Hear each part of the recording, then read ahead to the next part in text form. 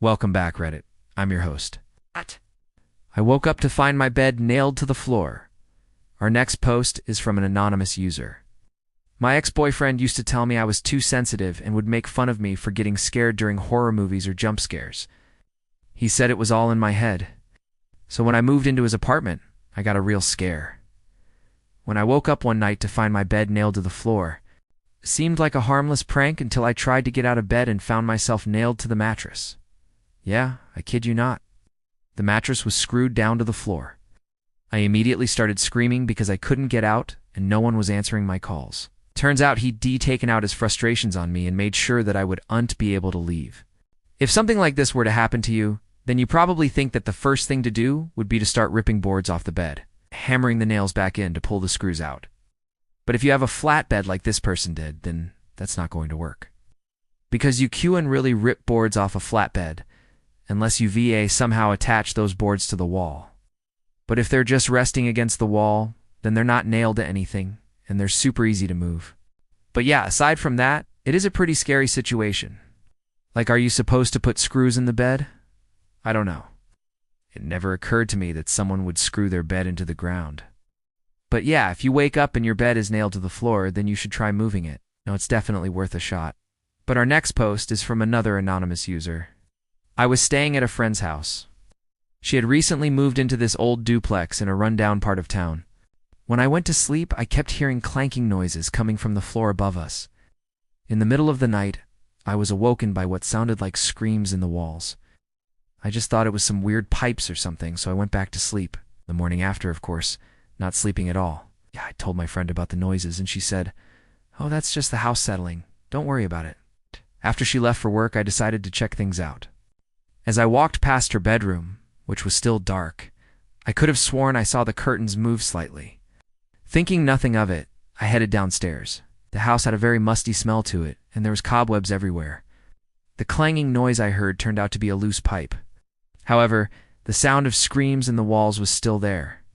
To get to the basement, you had to go through the kitchen, and my friend had left her back door open. The screen door was closed, but the glass was open. I stepped outside to take a look, and there was this long, narrow hallway between the two duplexes. My friend said that it was just a utility hallway used by maintenance and such. But it was strange how it continued on forever. There was no end in sight. I looked back at the house and noticed that the back window to the living room was open. My friend doesn't have air conditioning, so I figured that's where she was sleeping. As I was looking, I could have sworn that I saw the curtains move again. I shook my head and walked back inside. When my friend came home, I told her about what I saw. At first she thought it was funny, but when I told her about the hallway, she got pale and said, "What hallway?" When I described it, her face drained of color. She called the police, and they said that they would look into it. Apparently there had been several complaints about this type of thing. People claiming to see things, hear things, even feel touches while walking through this hallway. The police said that there's a good chance that the house next door was abandoned, but they weren't sure. Since then, my friend has moved out, and now the house is up for sale. They put up a sign in the front yard that says, "For sale by owner," with a number to call. No real estate agent. That seems like a pretty bad idea to me. Our next post is from another anonymous user. It's happened over 20 years ago, so I don't remember every detail, but I was about 17 at the time.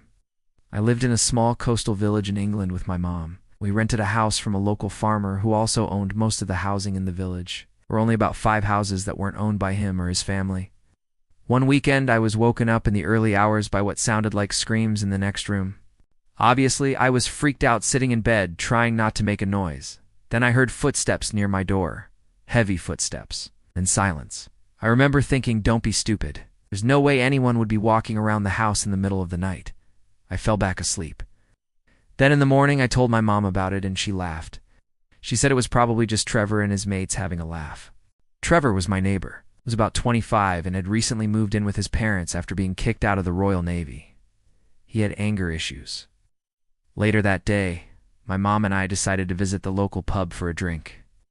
We were talking about the incident when a woman we knew approached us and asked if we had seen Trevor lately. We told her we had. She said she hadn't seen him for a few days, and she was worried because he owed her money and he hadn't been answering his phone. I remember telling her that he'd probably just gone back to sea. Then she told us that Trevor hadn't been on shore leave. He'd been living at home the whole time. We both knew something was wrong, but we just brushed it off and went back to our drinks. A few days later, we were watching the news when they reported that a man had been found dead in his home. He'd been beaten to death, and the police suspected it was a robbery gone wrong. The reporter mentioned that the victim lived in a small village on the coast. I looked at my mom, and we both knew. A week later, the police came to our house to ask us if we'd seen anything. We told them everything we knew, including the events from that night. The officer who came to our house was really nice. He asked if we wanted to look at the body, which we declined. We didn't want to be insensitive, but I think deep down, we were hoping that it wasn't Trevor. We felt awful when we realized it was. He was actually standing in our garden in the middle of the night, not our bedroom. He declimbed over the fence and pounded on the back door so hard that it broke the glass. I don't remember if we called the police or they called us, but when we got to the house, we saw the aftermath. There was blood everywhere, smashed glass. He was lying on the floor dead. I don't remember much after that. All I remember is dread. What if it had been me? What if I'd opened the door? What if my mom had come downstairs to investigate the noise? My mom didn't cope well with that. It ate away at her for years. Now, I know people always say this kind of thing, but this story really gets under my skin.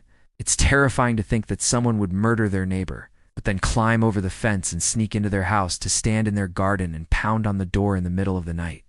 That's messed up. So also just imagine how confused the OP must have been in the middle of the night. Someone is pounding on your door and you open it and it's your neighbor who's covered in blood. That's horrible. But that is it for our stories today. Thanks for watching. If you like this content, check out my podcast where I publish the exact same episodes. Also, hit that subscribe button because I put out new Reddit videos every single day.